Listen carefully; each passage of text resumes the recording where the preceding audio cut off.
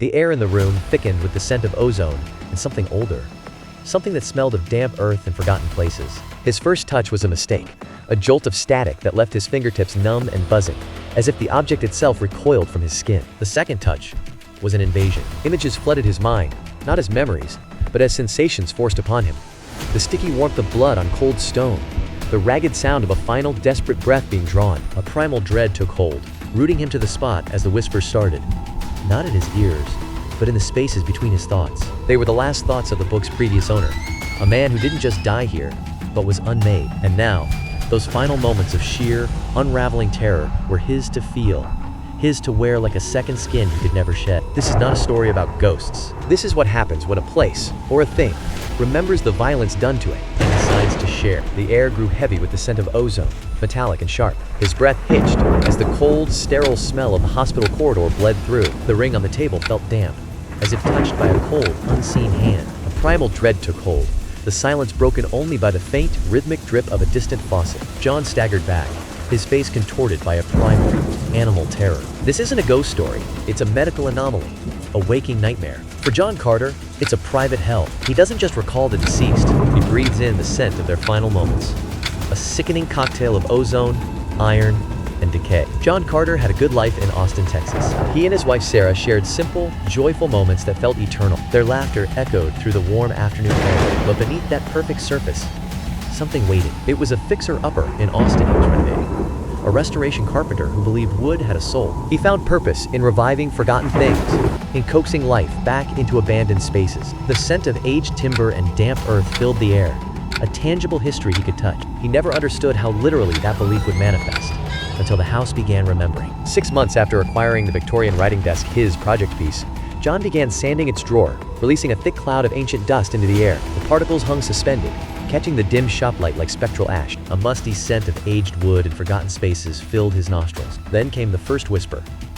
Faint, paper dry, and seemingly from within the desk itself. And with it, a scent. The air grew thick, carrying a sharp, metallic tang. Not must, this was something wet and coppery, something that belonged deep underground. The scent wasn't from old wood. It was the cloying sweetness of lavender perfume, with the sharp, metallic tang of blood lurking beneath it. John would later tell Sarah, his voice trembling, "It was so real. I could taste it." For a fleeting moment, an overwhelming sadness engulfed me. A suffocating weight like drowning in ink. The air grew thick with the scent of ozone, as if a storm were brewing just beneath my skin. Sarah's voice cut through, clinical, detached.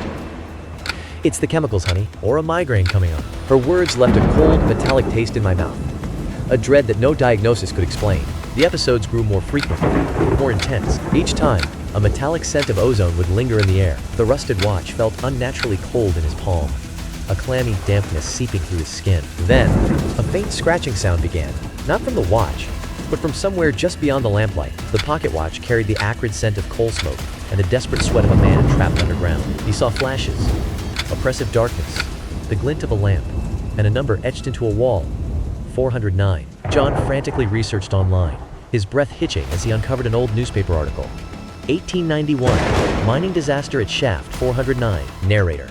He was right. The watch had belonged to a miner who never surfaced from the deep. John wasn't imagining the scent of damp earth and stale iron that suddenly filled the room. He was remembering visions not his own, trapped within the metal and glass. Memories, imprinted like fossils, and now releasing directly into his mind. In the sterile quiet of the exam room, Dr. Evans, his face etched with decades of practice, slowly lowered the MRI scans. The scent of antiseptic hung in the air, sharp and artificial, as he finally met John's anxious gaze. His voice, when it came, was measured, each word deliberate and heavy. "Your MRI is normal, John, but there's a name for what you're describing. Proustion synesthesia. It's a cerebral cross-wiring, where sensory memory becomes terrifyingly literal. For you, the simple act of touch triggers olfactory hallucinations, sense tied to powerful emotional imprints left on an object. It's not just remembering a smell, it's being forced to breathe it in again. A phantom breath loaded with the past's weight. They're not hallucinations, they're real." Evans' voice dropped to a whisper, the air thick with ozone and decay. "We don't know. A theory? Extreme empathy. Perhaps a neurological quirk. Maybe you're detecting the faintest molecular traces of the past. Your mind constructs a narrative from them, a story told in scent." John had become a ghost in his own home, gloved hands hovering over surfaces as if they might burn. He flinched from antique wood and yellowed paper, his movements stiff with a dread only he understood. Sarah watched from the doorway, the air thick with the scent of old dust and something metallic. Her voice was a whisper, raw and breaking the heavy quiet. "You're disappearing from me. You're so terrified to engage with our own existence." John.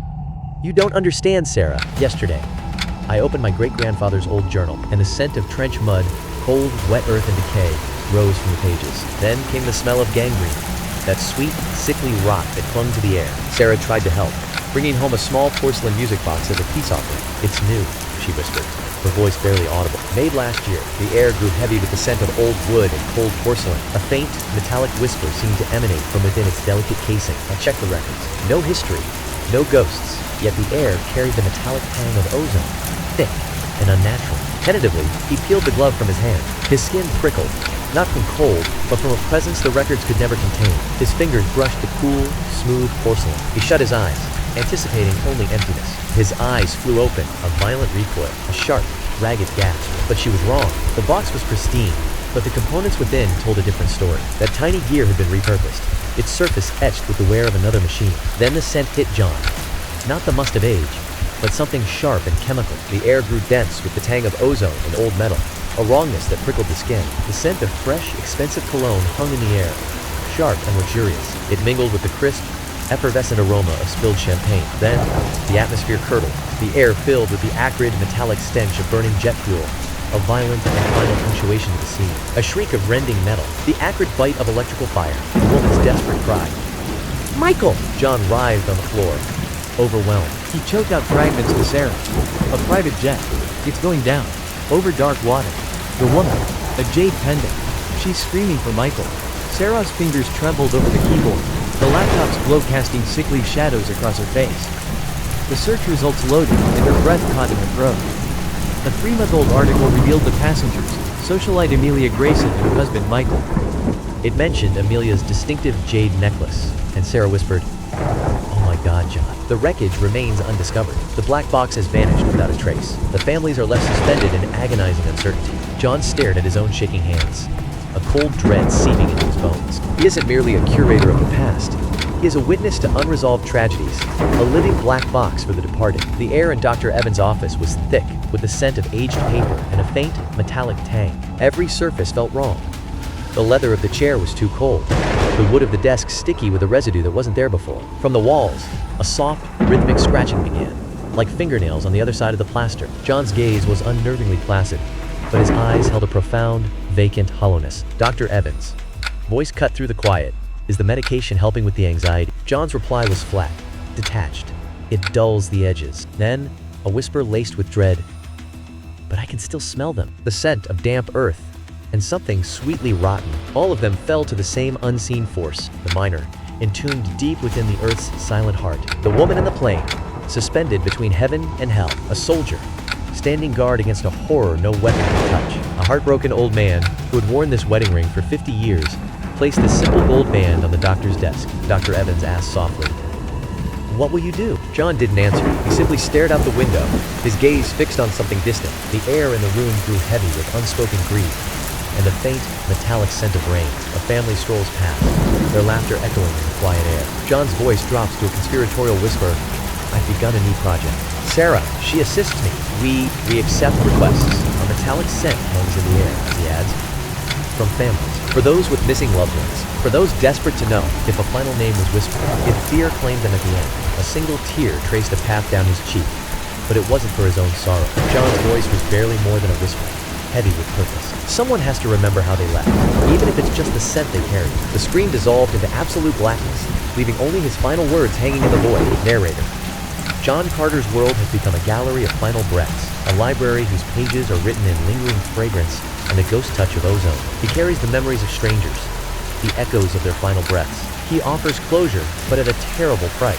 Is his ability a divine duty, or a wretched curse? And the most dreadful question, what tale will he sense on the next object he grasps? Some memories don't fade, they linger, like the scent of ozone after a storm, or the cold damp of forgotten earth, an echo that refuses to die.